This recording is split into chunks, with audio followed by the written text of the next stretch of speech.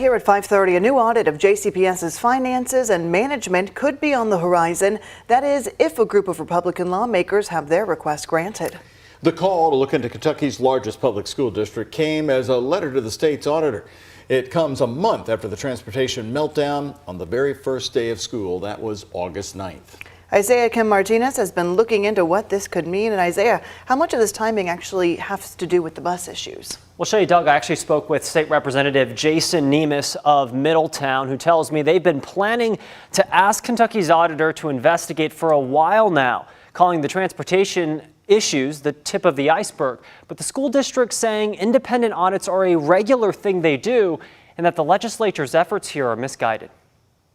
It's the letter penned by 12 Kentucky Republicans sounding the alarm about the issues within JCPS, including that first day of school fiasco. I think the busing issues were the last straw. That's not the core of the issue. The core of the issue is much, much larger. State Representative Jason Nemes and other lawmakers are asking State Auditor Mike Harmon, also a Republican, to look into the school district's finances and management. Are we getting the dollars and the resources into the classroom? The request, dated September 7th, references the last time Kentucky's auditor examined the massive school district nearly 10 years ago. It was a report that found JCPS's current leadership structure, including the board, to be inadequate. Lawmakers say the current issues, including student violence and academic performance, highlights the need for structural change. We'll be meeting with them in the next couple weeks to start the process of planning and what it looks like and what questions they'll go into. Meanwhile, a JCPS spokesperson pushed back on the letter, telling us in a statement, quote, "We cannot ignore the concerns that this audit may be politically motivated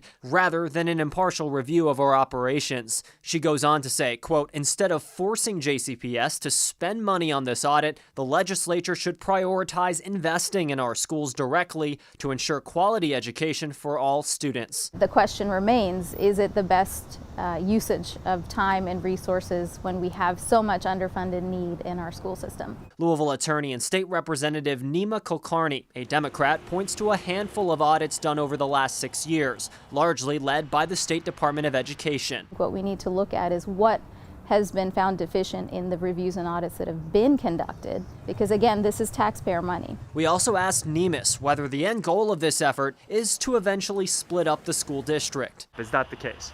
No, it's part and parcel of that conversation. It certainly is to push progress. If the right thing to do is to have a split of the district, then the audit will push in that direction, I suppose.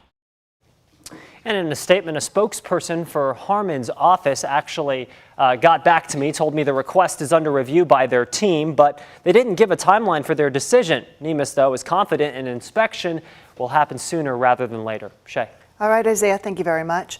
In a statement, JCPS officials say they welcome another assessment of their operations as long as it is fair and unbiased.